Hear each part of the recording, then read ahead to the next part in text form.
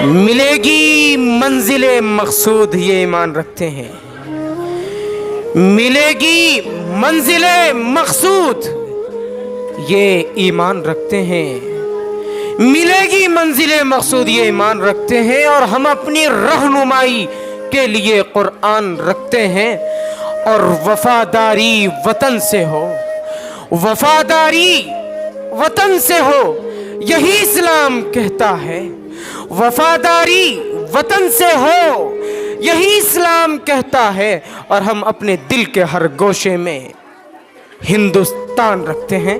عزیزان گرامی، جیسا کہ آپ لوگ بخوبی جان چکے ہیں کہ آج یوم جمہوریہ کا جشن منایا جا رہا ہے، آج ریپبلک ڈے کا فیسٹیول سیلیبریٹ کیا جا رہا ہے، تو آئیے اس کے لیے میں چند کلمات کہہ دوں، میں بتا دوں کہ یہ کنسٹیٹیوشن، یہ ہندوستان کا آئین، یہ ہندوستان کا سمویدھان اس وقت تک نہیں بنا جب تک ہمارا ملک آزاد نہ ہوا۔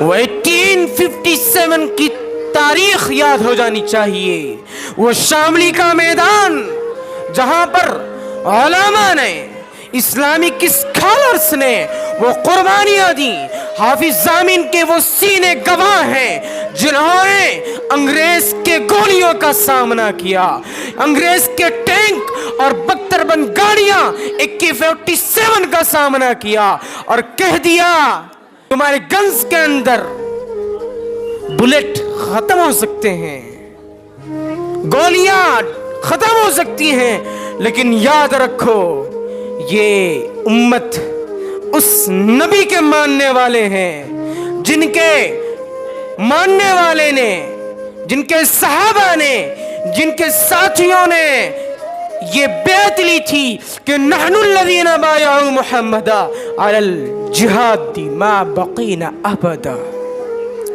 یہ اس امت کو ماننے والی ہے، یہ اس امت کے تئیں چلنے والی ہے، اس نبی کے میسج کو ماننے والے ہیں جن کے صحابہ نے، جن کے ساتھیوں نے آج سے 1450 سال پہلے یہ بیعت لی تھی کہ یہ محمد کے ساتھی جہاد پر بیعت کرتے ہیں۔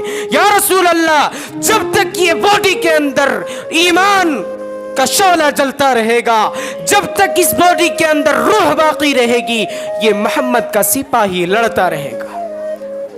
یہ تھے دا پروفیٹ محمد صلی اللہ علیہ وسلم کے ورثہ، جنہوں نے آج سے تقریباً 1.5 سینچری پہلے جہاد لڑی تھی۔ 1857 کے اندر شاملی کے میدان گواہ ہے۔ ٹامسن کہتا ہے، مورخ ہے جو انگریزوں کا، وہ کہتا ہے کہ چاندنی چوک جو دہلی کے اندر موجود ہے، وہ چاندنی چوک بازار سے لے کر کے پاکستان کا وہ خیبر جو آج بھی موجود ہے، کوئی درخت ایسا نہیں تھا جہاں علماء کے سر لٹکے ہوئے نہ ہو۔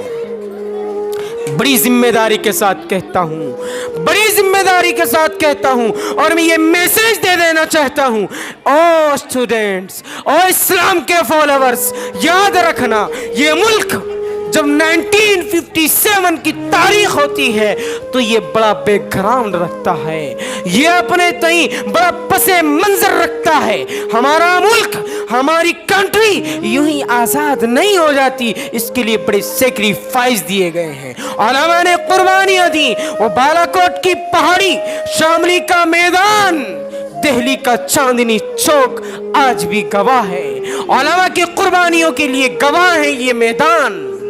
میرے عزیزوں، میرے ریسپیکٹڈ آڈینس، بتا دوں کہ ہندوستان جب آزاد ہوا، یہ آزادی یوں ہی نہیں مل گئی، بڑی قربانیاں دینی پڑی۔ اس لیے علماء نے لکھا ہے کہ اس ملک کے خاطر مسلمانوں نے جتنے خون بہائے ہیں، نان مسلم نے اتنے پسینے بھی نہیں بہائے۔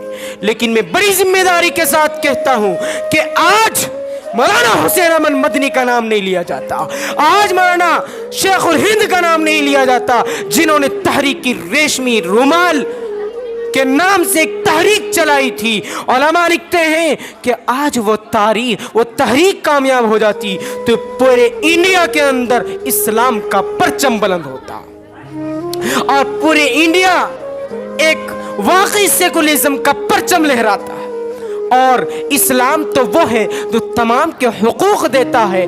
یہ قربانیاں دی وہ مالٹا کا جیل ابھی بھی موجود ہے، جہاں پر وہ شاگرد ٹیچر خود مولانا شیخ الہند اور ان کے اسٹوڈنٹ مولانا حسین احمد مدنی موجود تھے۔